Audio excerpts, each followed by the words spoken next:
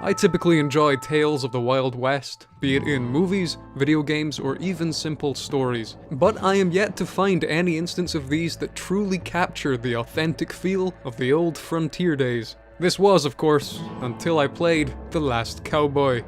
Let's take a look.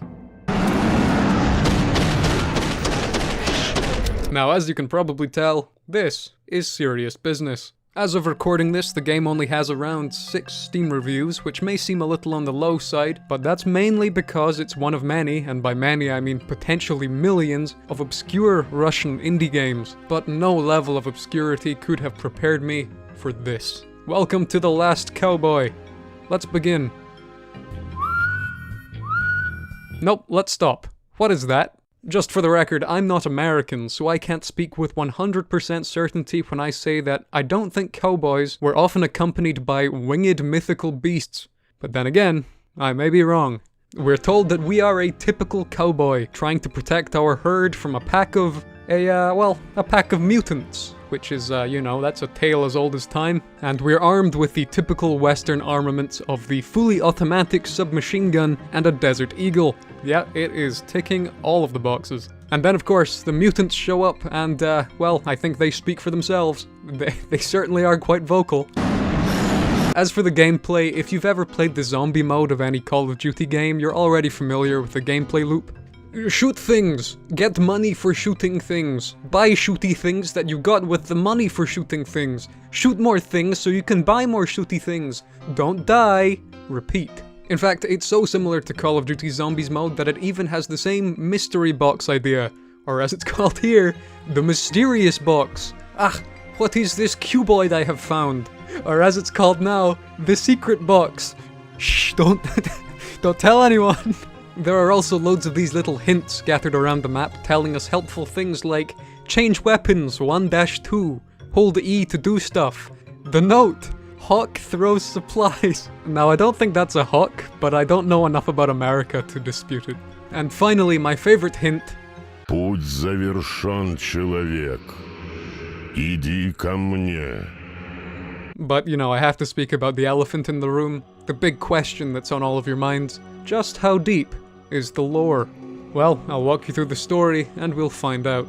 We are moving our herd through a desert, and we come across this strange town. Mutants, etc.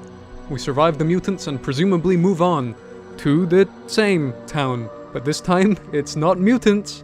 God, are they dinosaurs? I don't know, are they?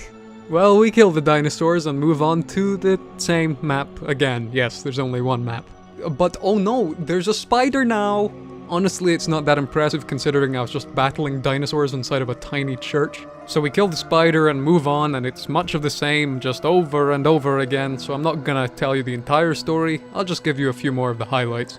Oh no! My childhood nightmare is coming to life! Oh yeah, there it is. The monsters backed away, the cows are as safe as houses. There are a few boss fights after this, my personal favorite of which being this one, because god damn it, listen to his footsteps.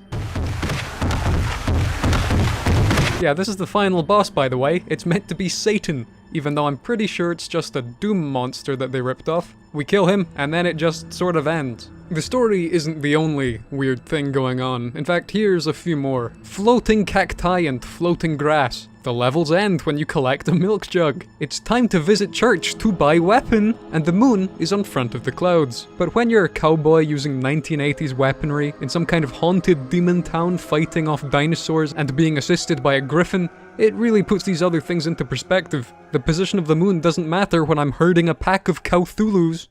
Oh, what do I mean by Cthulhus? Well, out of curiosity, I checked what would happen if I just point-blank executed one of the cows I was meant to protect.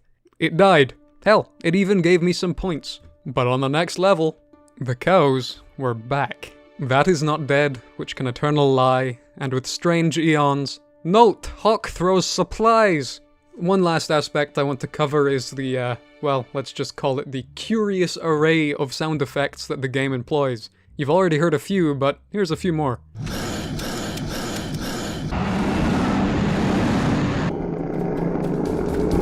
Aren't they just lovely? If you scream into the void, this is what echoes back. I do want to answer one final question that the more scholarly among you may be asking. Yes, excuse me, what the hell is this? Well, like I mentioned earlier, it's an obscure Russian indie game, but more specifically, I believe this can be categorized as something of an asset flip, which is when a developer creates a game using either completely free or at the very least extremely cheap asset packs for engines such as Unity, or in this case, Unreal. And the end goal is to gobble together something that can even remotely be described as a game and then pawn it off to platforms like Steam, who of course don't curate what they put up. As long as you can pay them, they'll sell it. You may not have noticed them, but if you do play games on PC, go and look at Steam, and after a while you'll start to notice just how many of these there are. The only reason I bought this one and the only reason I'm talking about it is because of its more, let's just call them, unorthodox elements. And that brings me to the end of the video. The moral of the story, don't buy these games. Well, unless they look really, really strange. But there are actually two morals to this story, and the second one is... Путь завершен, человек. Иди ко мне.